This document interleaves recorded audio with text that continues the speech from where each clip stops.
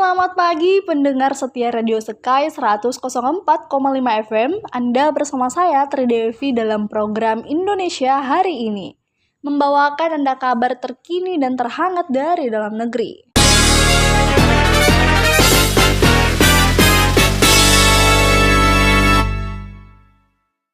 Berikut adalah beberapa headline utama pagi ini. Syahrul Yassin Limpo berkali-kali sebut nama Jokowi dalam persidangan dugaan korupsi soal apa saja. Kapolda Sumbar mau cari orang yang viralkan kasus Afif Maulana, Kompolnas jangan disampaikan ke publik. Hasil Piala AFF U16 2024, Timnas U16 Indonesia lolos ke semifinal usai hajar Laos 6-1. Berita utama pertama kita pagi ini datang dari pemerintahan, yaitu Syahrul Yassin Limpo berkali-kali sebut nama Jokowi dalam persidangan dugaan korupsi. Soal apa saja? Mantan Menteri Pertanian Syahrul Yassin Limpo atau SYL kini tengah menjalani persidangan di Pengadilan Tindak Pidana Korupsi Jakarta. SYL didakwa melakukan pemerasan dan menerima gratifikasi sebesar 44 miliar rupiah selama periode 2020 hingga 2023. Jaksa Penuntut Umum Komisi Pemberantasan Korupsi Mas Mudi menyatakan bahwa pemerasan ini juga melibatkan Sekjen Kementerian Pertanian Kasdi Subegono dan Direktur Alat dan Mesin Pertanian Muhammad Hatta. Selama persidangan, SYL beberapa kali menyebut nama Presiden Joko Widodo.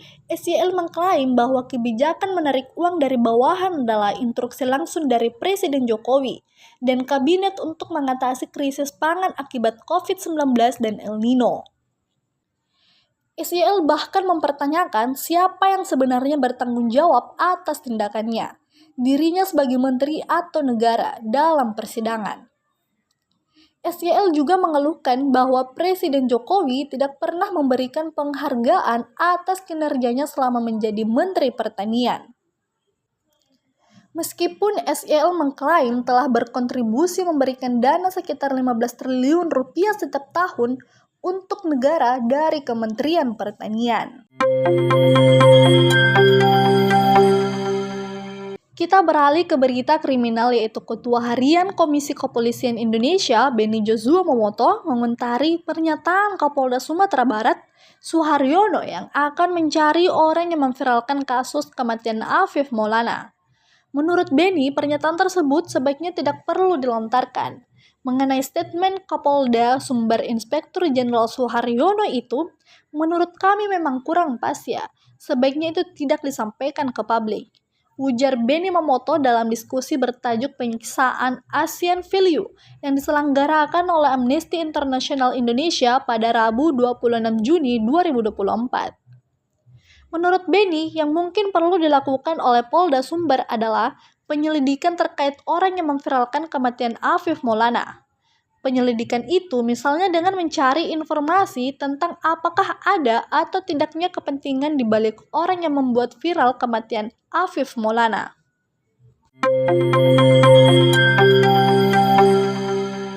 Di sektor olahraga, hasil Piala AFF U16 2024, Timnas U16 Indonesia lolos ke semifinal usai hajar Laos 6-1. Timnas U16 Indonesia memastikan lolos ke babak semifinal Piala AFF U16 2024 atau ASEAN U16 Boys Championship 2024 setelah mengalahkan Laos di laga terakhir Grup A, Kamis 27 Juni 2024. Duel yang berlangsung di Stadion Manahan, Solo berakhir dengan skor 6-1. Gawang Indonesia kebobolan lebih dulu melalui tendangan penalti Payak Sipanom pada menit ke-7. Namun, tim asuhan Nova Arianto mampu membalikkan keadaan dengan mencetak 4 gol di babak pertama melalui Muhammad Zahabi Gloli, gol bunuh diri dari Sayyafat Jos Holland Junior, dan Putu Panji Apriawan. Di babak kedua, Jos mencetak gol keduanya setelah mendapatkan assist dari Daniel Alfredo. Berikutnya Muhammad Mirza Firjatullah mencetak gol ke-6 Indonesia memanfaatkan assist dari Jos. Skor 6-1 bertahan hingga pertandingan berakhir. Dengan hasil ini, tim tuan rumah Indonesia keluar sebagai juara grup A dengan mengemas 9 poin. Dua laga sebelumnya, Garuda Muda menang atas Singapura 3-0 dan Filipina dengan skor yang sama. Sementara Laos mengumpulkan 6 poin menempati posisi runner-up. Mereka masih berpeluang lolos ke semifinal sebagai tim peringkat kedua terbaik. Tetapi kepastiannya akan didapat setelah hasil pertandingan dua grup lainnya.